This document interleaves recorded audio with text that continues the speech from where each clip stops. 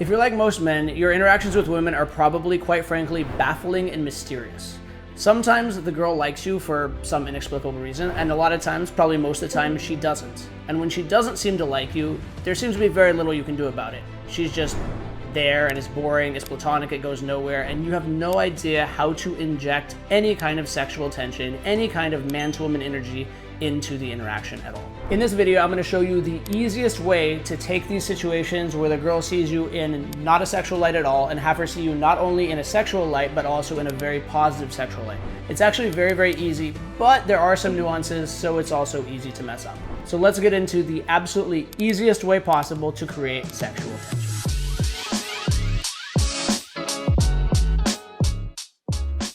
Let's do a thought experiment. We're gonna be a fly on the wall at some random bar and watch the male-female interactions. What would we see? We'd probably see the majority of interactions where the guy is essentially boring the woman to death. The conversation is platonic, boring, it's about the weather, and the man is too terrified to show any kind of sexual interest or sexual desire at all. That conversation inevitably slowly peters out to nothing, and the girl excuses herself with something like, "Well, it was nice to meet you," and then she walks off.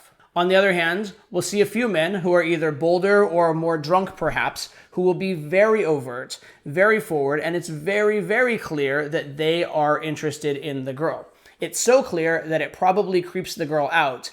And even if it didn't totally creep her out, the girl completely knows that she can have him, and so there's no tension whatsoever. There's just sexual aggressiveness going on, and that's not gonna work very often either. And then there's one guy in the bar, possibly this guy right here. But in any case, there's one guy in the bar who is actually charming women. The conversations are sexual. You see the woman smiling, giggling, touching him even.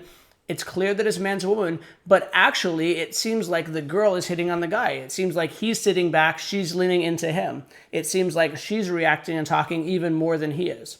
How is that possible? The major difference between what this successful guy is doing versus all the other unsuccessful guys boils down to one simple thing, which is teasing, or possibly a very related concept to teasing, which is flirting. So what are teasing and flirting? Very simply, teasing is giving a girl a hard time in a lighthearted way. Flirting is showing man-to-woman interest in a way that is usually lighthearted, but which doesn't completely give the power away. It's maybe man-to-woman interest with some disinterest, or man-to-woman interest with some question marks attached to it, so it's not completely obvious. So why are teasing and flirting so powerful? Essentially, as a man, it is your job to take a relationship in a sexual direction if it's to go in that direction. Most of the time, the woman will not do that for you. This requires what we'd call escalation, moving things in a more sexual direction. So that means things like touching more, bringing up more sexual topics, holding longer eye contact, these things which convey more and more sensuality. Most men don't do this at all. And that brings us to the first type of man we talked about, who's just boring the woman to death. On the other hand, some men do this in a very, very overt way, and that's the second guy, who's extremely creepy. So here's the secret sauce to attracting women. The goal is to show interest without being needy and without being obvious. If you can do that, she will actually chase you. But that's a paradox. Assume, for example, you approached a woman. How do you approach a woman, show interest, show that you're interested in talking to her, and at the same time not be needy and not be obvious? It seems pretty paradoxical, right? Or how do you initiate physical touch with a woman without being needy and obvious? Obviously, you touching her is a forward gesture. How is that even possible? Well, let me give you some examples. What if instead of walking straight up to a girl and saying, "You're hot," you said, "Hey, I like your look"?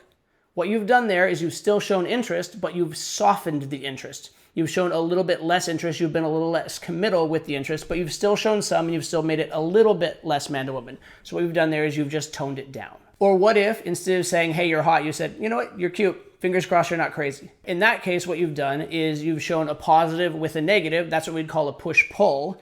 And that means you're tempering the interest by showing a little bit of disinterest with it. Or what if, instead of saying, "Hey, I want to sleep with you," you said, "You know what? We are not sleeping together tonight."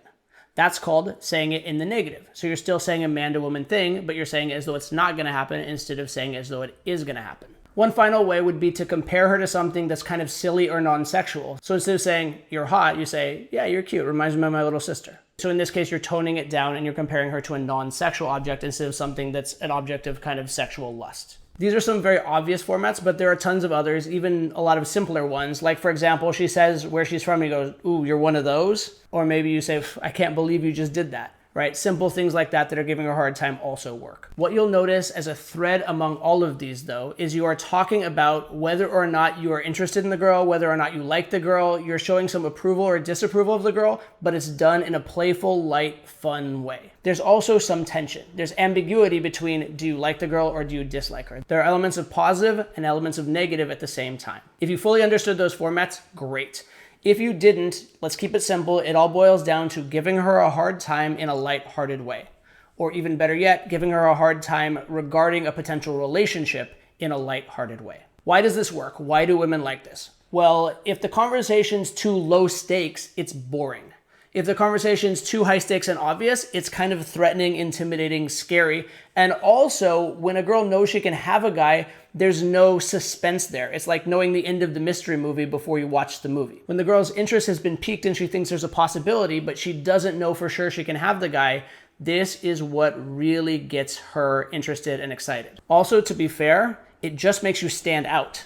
You're not being boring and you're not being so over the top. It actually makes her sit up and take notice and say, you know what? This guy's different. And finally, as the girl gets more and more and more attractive, the simple fact that you can be playful and lighthearted in these areas actually sets you apart because most guys are walking on eggshells around her or are so nervous they can barely even talk to her. What girls want fundamentally on a very deep biological level is the guy who's out of their league, but whom they have a special connection with that brings them together. Flirting and teasing, interestingly enough, kind of simulates this because you're having a fun interaction that's charged and worthwhile, but at the same time, you're coming at it from a position of you're kind of higher value than them and you don't need them. Specifically, one of the easiest ways to tease is just to disagree with the girl or actually show a little bit of disdain for the girl. I had a friend years and years ago, his whole method of attracting women was this. He said, for the first 5 minutes, I disagree with the girl. After that, I start agreeing with her. And he's not too far off. So maybe this is the first time you've ever heard about teasing and flirting and this is all new to you. Or maybe this is something you've known for a long time. Regardless, let me tell you one major issue guys have once they start to try and tease. The issue is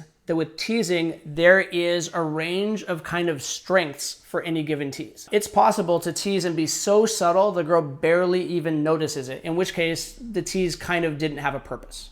On the other hand, it's possible to tease and be so offensive the girl throws a drink in your face and runs away. And figuring out where to be on this spectrum, you want to be kind of in the middle, in the sweet spot, figuring out how to get there isn't necessarily always the easiest thing.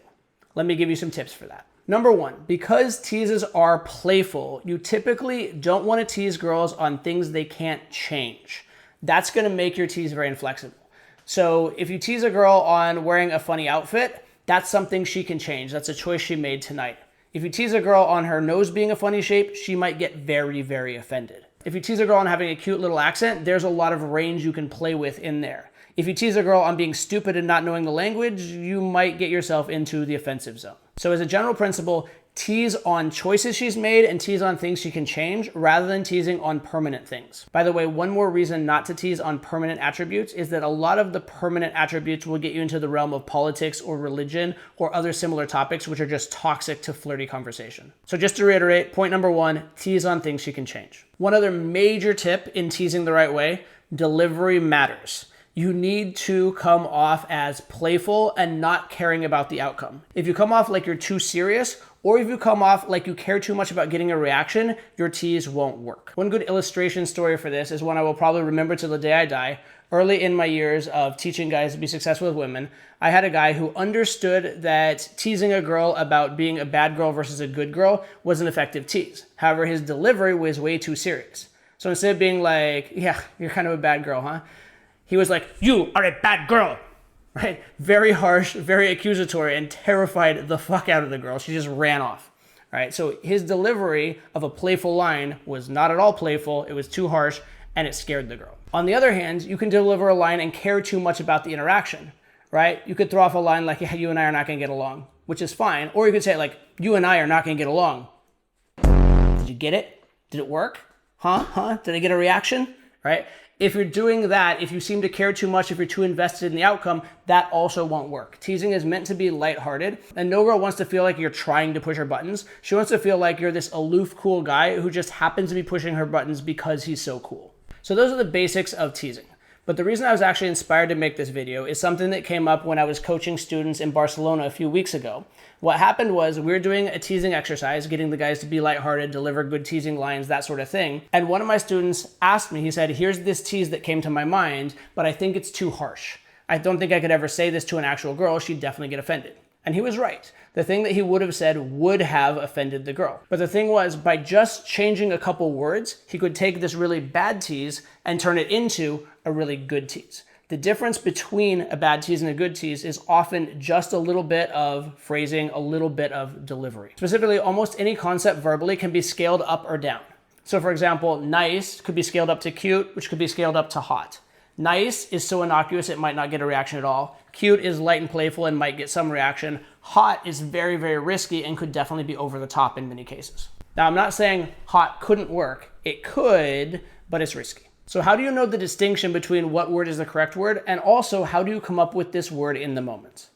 Well, for this, I have a little bit of bad news for you, which is it's a thing we call calibration. It means you have to go out, try it in the real world, and see what works. However, the good news is your brain is literally wired to learn this stuff faster than just about anything else. That's because throughout all of our evolution, social consequence and social approval and social feedback has been so critical to our survival. So, if you will, get up off your ass, go out and try and tease some girls and get some feedback, you're gonna pick it up really, really fast. This is not something you can pick up just by sitting in a chair watching a video, but it is something you'll pick up incredibly fast if you're willing to go out, talk to a girl, and take a risk.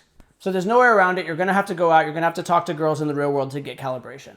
However, there's one other thing that almost nobody does that I would actually suggest that you do, which is after you talk to girls, I want you to go over your interactions, go over the critical moments, or if you want to record your interactions, however you want to get feedback on what you did, I want you to go back over it and ask yourself, what could I have done better? And in the moment, you have to just do your best. Afterwards, you can take as long as you want to try different drafts. So if you tried nice, then rewrite it as cute and see if you like it better. Rewrite it as hot and see if you like it better. So there's no way around going out and getting the experience. However, there's one final step that's gonna make that experience better for you, and that's gonna set you apart from just the random drunk guy in the bar who just talks to a lot of girls, and you're gonna be the expert who is calibrated and like surgically precise in what you say to girls. And what I want you to do for this is after you go out, when you come home, I want you to just ask yourself a few questions about your night or your day talking to girls. And the 3 questions are this. Question number 1, what were my best approaches and why? Question number 2, what were my biggest challenges and why? And question number 3, what were my biggest takeaways? I've been asking students these questions after we go out on my boot camps for literally the last 15 years, and you would be amazed how much you can discover from them. But specific to this video, I want you to ask the question not just about your overall interaction, but I want you to ask the question about your flirting and teasing. What were my best flirts and teases? What really worked? What were my biggest failures in flirting and teasing? And what am I gonna do differently the next time? Now in this video, we've discussed teasing all the way from the very basics to some very advanced concepts. So hopefully whatever level you're at, there was something in there for you. But the biggest thing you need to know about teasing and flirting is this. You need to create sexual tension. And sexual tension has 2 pieces, sexual and tension. That means you have to take the risk. You have to put it out there that there is some interest, but there has to be tension. It can't be completely obvious. We've talked about a lot of ways to do it, but the most important thing is 1, that you do it, and 2, that you bring this playful attitude, but at the same time, a desire to move things forward. If you have that, you're moving in the right direction. Thanks for watching. Make sure to like, subscribe, and stop having boring conversations.